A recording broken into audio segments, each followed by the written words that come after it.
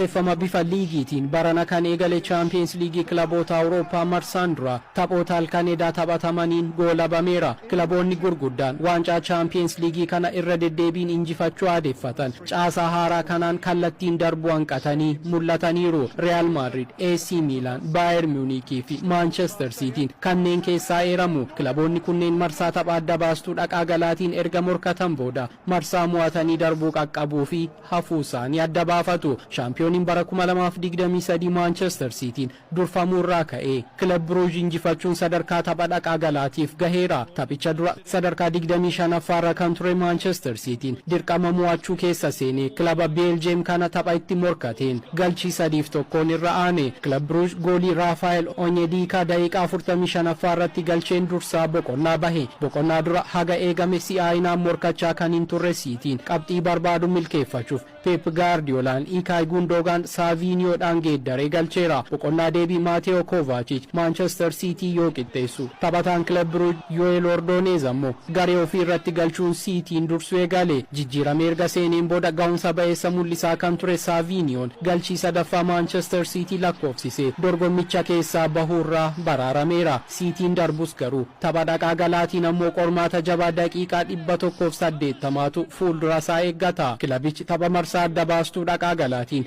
shaampiyoonii si'a 15 Real Madrid yookaan ammoo si'a 6 waancaa Champions League kana kan mo'ate Bayern Munich waliin ijibbaata falmata. Pep Guardiolaan tapha dhaqaa galaa kanaatiif baay'ee fooyyofnee dhiyaachuu qabna jechuun dubbateera.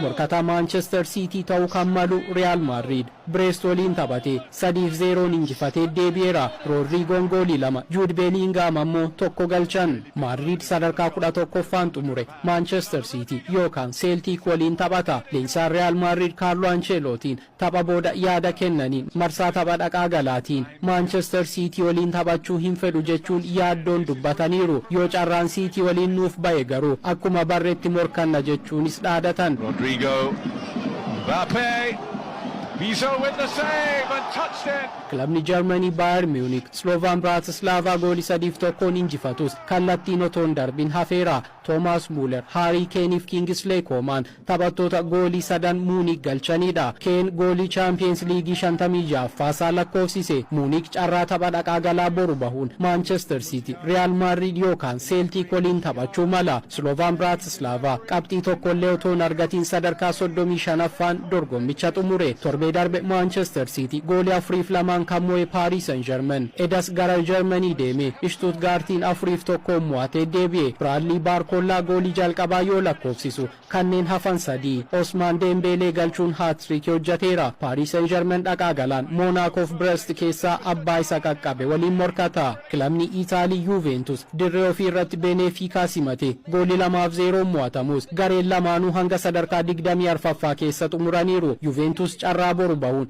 AC Milan yookaan PSV Eindhoven keessaa abbaa isa qaqqabe waliin morkata. AC Milan gara Croatia deeme Dynamo Zagreb waliin taphate goolii 2-1 mo'atameera. Milan tapha dhaqaa galaa adda baastuutiin Juventus yookaan Feyenoord waliin morkata. Taphoota Champions League 18 halkan edaa taphatamaniin taphattoonni 3 hat-trick kan hojjetan yoo ta'u goolii 64tu lakkaa'ame. Kilaboota 8 hafan marsaatti aanutti darban adda baasuuf carraan taphoota marsaa adda baastuu dhaqaa galaa boru guyyaa sa'aatii 8 jalqabe Switzerland Nyonitti baha. Switch into the middle, chance here.